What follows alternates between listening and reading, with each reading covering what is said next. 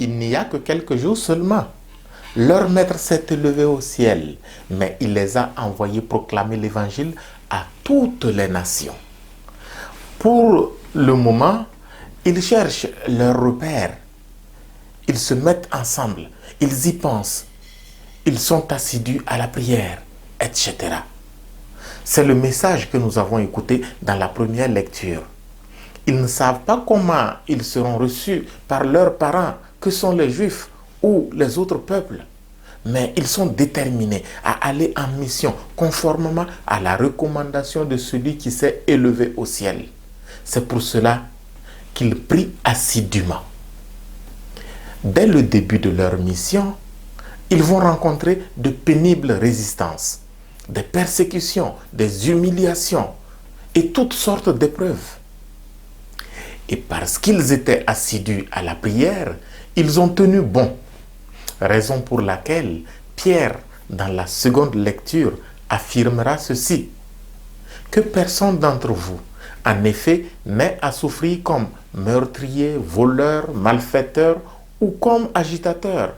Mais si c'est comme chrétien, qu'il n'ait pas de honte et qu'il rende gloire à Dieu pour ce nom-là.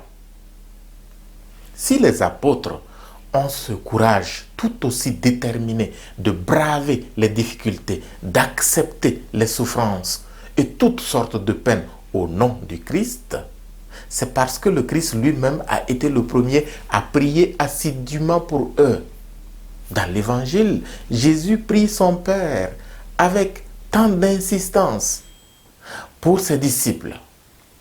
Sachant qu'il retournait au Père et qu'il sera désormais invisible à leurs yeux, il a prié avec assiduité pour eux, afin que leur cœur ne défaille point face à la résistance de ce monde dans lequel il les laisse.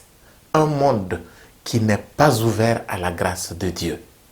Ce monde fermé à Dieu et à Jésus sera toujours un champ de mission dans lequel nous aussi sommes envoyés comme les apôtres. Pour l'évangéliser, nous avons besoin de faire comme Jésus lui-même, prier avec insistance. Nous avons besoin aussi de faire comme les apôtres, être assidus à la prière. Si nous ne sommes pas assidus à la prière, nous ne pourrons pas être missionnaires.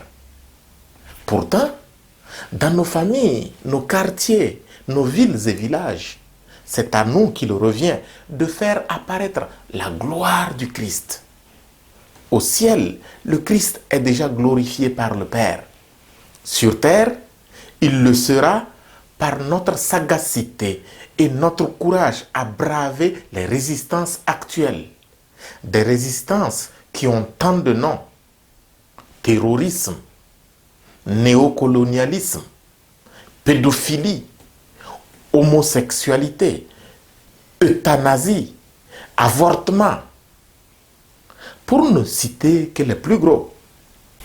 Pour réussir une telle mission, ne soyons jamais condamnés par le monde pour des raisons de meurtre, de vol, de malfaisance ou d'agitation.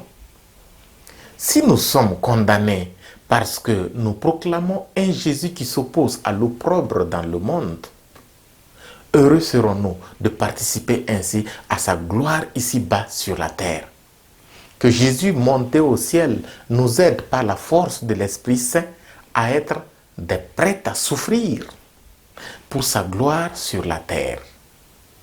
Ainsi soit-il.